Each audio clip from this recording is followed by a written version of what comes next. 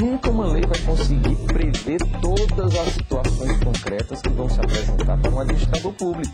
Obrigatoriedade da licitação. Há uma característica, há critérios para os serviços ou produtos, ou mesmo o preço desses serviços e produtos, que estabeleçam critérios para também estabelecer a obrigatoriedade da licitação? Olha, a licitação é obrigatória. Sim. A regra é essa. Se eu vou celebrar uma compra, se eu vou alienar um bem, vou contratar prestação de serviços, vou contratar uma obra, a construção de um prédio, a reforma de um prédio, por exemplo, a regra é a licitação. O gênero do produto ou serviço ou o custo não é critério de obrigatoriedade? Não. A obrigatoriedade da licitação decorre da celebração do contrato. A obrigatoriedade que decorre da própria Constituição. O que está escrito no artigo 37, inciso 21 da Constituição Federal, é que, ressalvadas as hipóteses previstas em lei, as obras, compras, serviços e alienações serão precedidas de licitação. Ou seja, a regra é a licitação. A exceção é a contratação sem licitação. Então, se eu, administrador público, decido adquirir um bem, contratar um serviço, celebrar qualquer um desses contratos, a regra é a licitação. Eu tenho de licitar como regra, salvo se aquela hipótese de contratação, aquela compra, aquele serviço, se enquadrar em uma das hipóteses previstas na Lei 8666, na Lei de Licitações, como uma hipótese de dispensa ou como uma hipótese de inexigibilidade. Posso citar aqui alguns exemplos. Por exemplo, contratação de pequenos valores. A Lei de Licitações diz que para uma compra de até R$8.000, e os valores são fixados na própria lei, então para uma compra de até R$8.000, a licitação é dispensável. Vale dizer, senhor administrador público, se o senhor decide comprar um bem, adquirir um bem de R$5.000, R$6.000, até R$8.000, você não precisa fazer licitação. Cuidado apenas para não fazer o chamado parcelamento. Não é isso? Então, eu tenho de celebrar, por exemplo, contratar material de expediente pelo período de 1 ano. Eu não posso cair na tentação de, ao invés de celebrar um contrato com vigência de 1 ano, de janeiro a dezembro, de celebrar 12 contratos mensais para que cada parcela se enquadre no limite, se encaixe no limite de dispensa de licitação. Mas é uma hipótese. Em situações emergenciais, a lei diz, não precisa fazer licitação. A hipótese de dispensa também. Hipótese de inexigibilidade, a lei diz, fornecedor exclusivo. Eu abro um processo licitatório para escolher a proposta mais vantajosa. A lei diz, licitação existe para obter proposta mais vantajosa para realizar o princípio da isonomia. Se eu só tenho, por exemplo, um fornecedor, se eu só tenho uma pessoa em condições de apresentar a proposta, a lei diz, a licitação é inexigível porque a competição é inviável. A lei, a rigor, diz que sempre que for demonstrada a inviabilidade de competição, não se faz licitação porque é hipótese de inexigibilidade. Agora, tudo isso precisa ser demonstrado. Eu digo, um dever básico de qualquer administrador público é o dever de prestar contas. Então, ele vai ter de gerar um processo. Tem de gerar um processo, caso ele licite, caso ele não licite. Se ele não faz licitação, ele vai ter de, dentro desse processo, justificar, provar, demonstrar por que aquela situação se enquadrava em uma hipótese de dispensa ou em uma hipótese de inexigibilidade. Então, a regra é a licitação. A contratação sem licitação é exceção. Quem pode licitar? Já sabemos que a administração pública tem a obrigatoriedade de exercer a licitação, mas quem está do outro lado da mesa? De um lado, o poder público. Do outro lado, quem pode estar? A administração pública, ela segue norma de direito público. Os particulares, a rigor, atuam no direito privado. Então, quem está do outro lado são particulares, são empresas.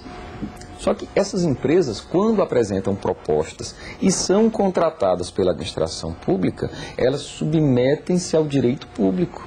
Vale dizer, elas submetem-se à lei de licitações, à lei 8666.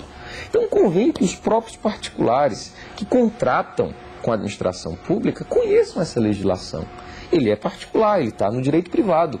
Quando ele apresenta uma proposta da administração pública, ele se dirige, ele vai para o direito público. Então, ele também se submete a essa lei que é formalista, que exige todo um procedimento do próprio contratado. Então, quem particular é contratado pela administração pública, sujeita-se à norma de direito administrativo, sujeita-se à Lei 8666, a nossa lei de licitações. Um exemplo, a subsidiária da Petrobras, a BR Distribuidora, tem de fazer licitações.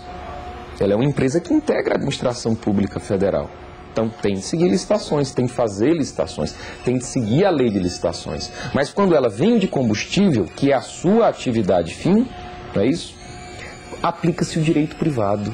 Então é possível, em algumas situações, não aplicar a lei de licitações, mesmo sendo da administração pública, empresa pública, economia mista, exploradora de atividade empresarial. Quando está na sua atividade fim, vai ter de prestar contas, vai ter de dizer por que adotou tal contrato, por que contratou tal pessoa, por que adotou tal valor. Mas não precisa seguir a lei de licitações, existe uma liberdade maior. Até porque se espera hoje dessas empresas que elas sejam competitivas, não é isso? E seria, de fato, um pouco complicado querer que a Petrobras, que o Banco do Brasil, no exercício de sua atividade fim, que são atividades empresariais, seguissem normas de direito público. Então pronto, eis uma situação bem definida em que é possível, mesmo sendo da administração pública, não fazer licitações. Nesse caso, os prefeitos em especial, que é o que a gente está tratando, a administração pública municipal, eles não ficariam muito à mercê do seu próprio bom senso e também à mercê de equívocos? E aí também entra a lei de responsabilidade fiscal, que estabelece essa fiscalização, esse certo controle sobre os gastos da administração pública? Olha, o bom senso do administrador público deve ser sempre utilizado. Mas o bom senso do administrador público, aliás, bom senso é tido como a mercadoria que mais existe no mundo, porque quem menos tem, mais acha que tem. Então, deve sim o administrador público procurar utilizar o seu bom senso, mas nos limites que a lei lhe faculta, que a lei lhe apresenta. Quando eu falo em lei, não é apenas a lei de licitações, é também, por exemplo, lei de responsabilidade fiscal. A lei de responsabilidade fiscal determina hoje que o administrador só pode gerar obrigação se ele tiver disponibilidade financeira. Disponibilidade financeira, a bem da verdade, significa dizer ter dinheiro disponível, ou em caixa ou em banco, para poder assumir uma obrigação. Então, para abrir um processo licitatório, ele precisa ter previsão orçamentária. Para ele poder assinar o contrato, que é o que gera obrigação para a administração pública, ele precisa, não com base na lei de licitações, mas com base na lei de responsabilidade fiscal, ter disponibilidade financeira. Então, quando eu enfatizo a necessidade do cumprimento da lei como ponto de partida para a administração pública proceder não apenas em relação às suas licitações, mas em relação a qualquer atuação administrativa. Não é apenas aquela lei específica, no nosso caso aqui a Lei 8666, é toda a legislação vigente. Então, um administrador público vai celebrar um contrato, ele tem de seguir a lei de licitações, ele é obrigado também a seguir a lei de responsabilidade fiscal ou alguma outra lei especial que se aplique. Então, o que se espera do administrador público é conhecimento da lei. E nesse ponto, esse programa, esse curso, não é isso, a ser divulgado pelo Instituto Legislativo Brasileiro do Senado Federal, é muito importante, é muito conveniente. Porque aqui no Tribunal de Contas da União, nós sabemos que muitos administradores erram porque querem errar, por fraude.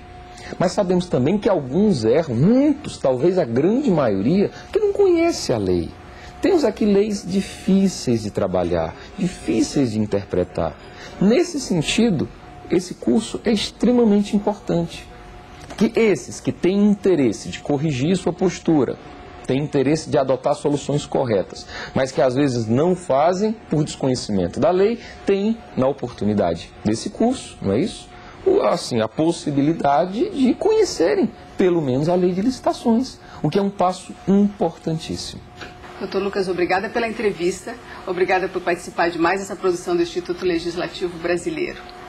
E você vai ficar conosco porque nos próximos encontros nós vamos continuar falando das licitações com o Dr. Lucas Rocha Furtado. Até o próximo programa.